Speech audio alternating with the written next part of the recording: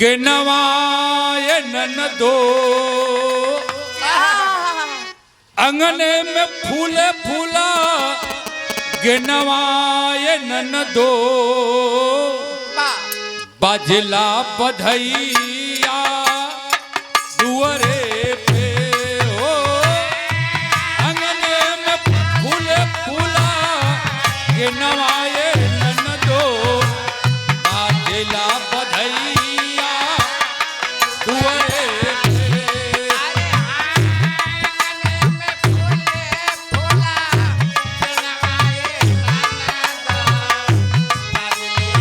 बधैया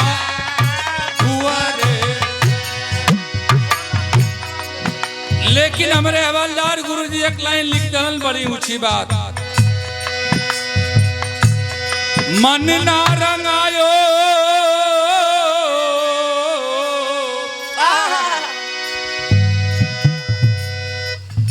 मन ना रंगायो रंगायो जोगी कपड़ा मन ना रंगायो रंगायो जोगी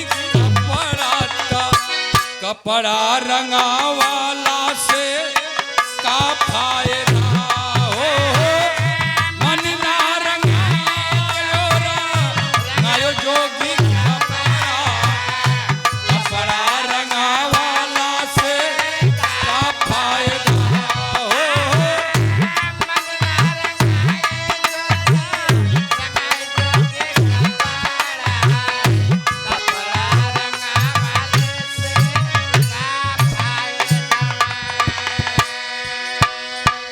अंतरा की पहली लाइन जो कवि जी ने लिखा है उसका कोई मोल नहीं है।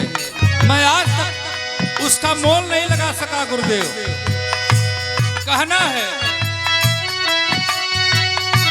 दुनिया में बाबू माई के दुनिया में बाबू माई के सेवा बड़ी यार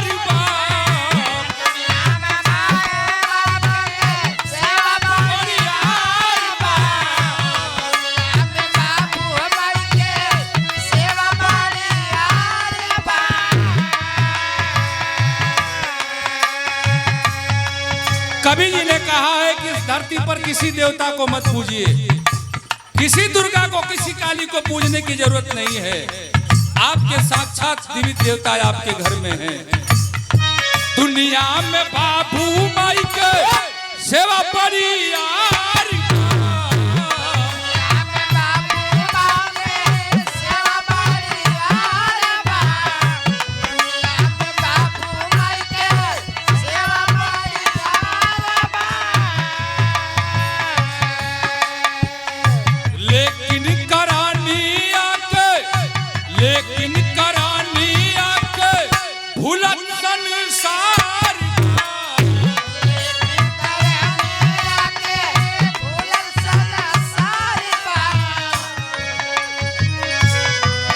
और हमारे सुरेंद्र भैया के छोटे भाई की ओर से बहुत रुपया का सम्मान, बहुत बहुत प्रणाम। सब भाई के प्रणाम हो। जियता पर जे करा के पानी ना पियवला जियता पर जे करा के पानी ना पियवला बाद में गिरावाला से फायदा हो जियता पर जे करा के पानी ना पियवला बाद में गिरावाला से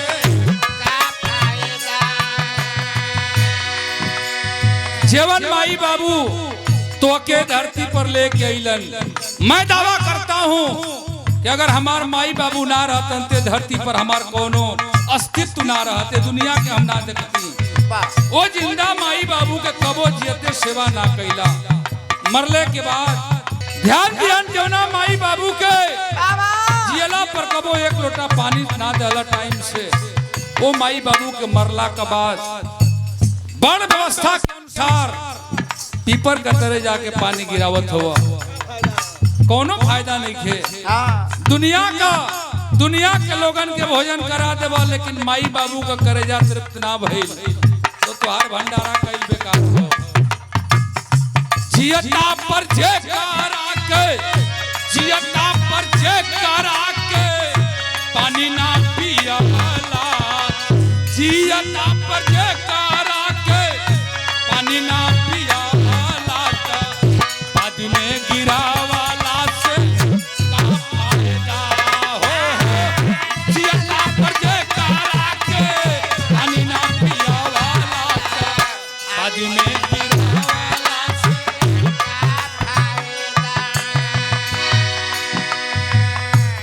माई बाबू का बात हो। दूसरी लाइन एऊ से करकस हो भैया के भाई के बनल बा मुदैया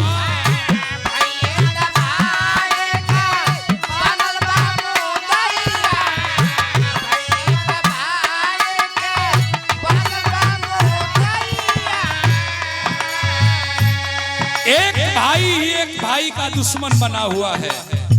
बारे कलयुग बारे धन दौलत का लालच।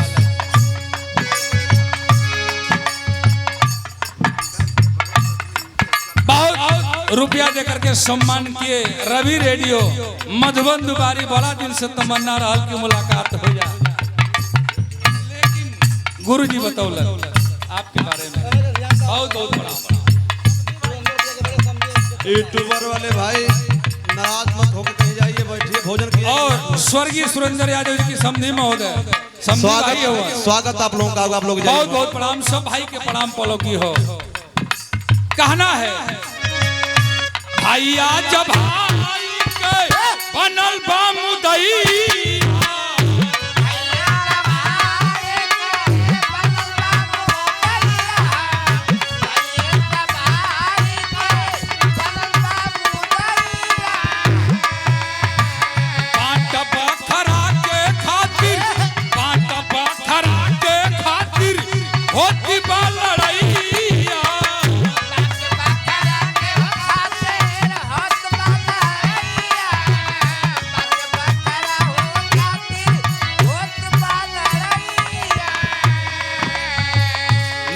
कुछ ले गईला नहीं कुछ ले गईला नहीं लेके जईबा नहीं कुछ लेके अइला नहीं लेके जईबा हरया लगावाला से का फायदा नहीं कुछ लेके अइला नहीं लेके जईबा हरया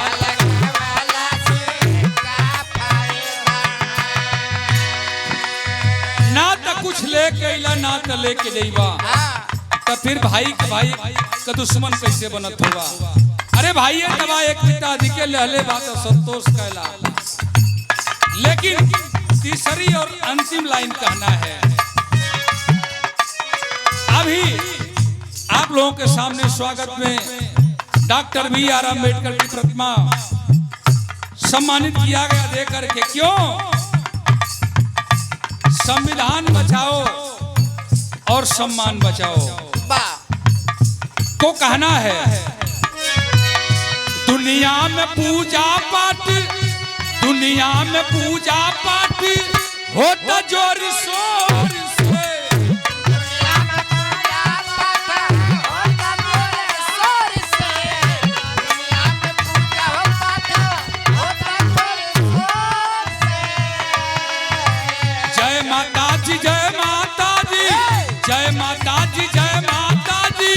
बोले जोरी शोर से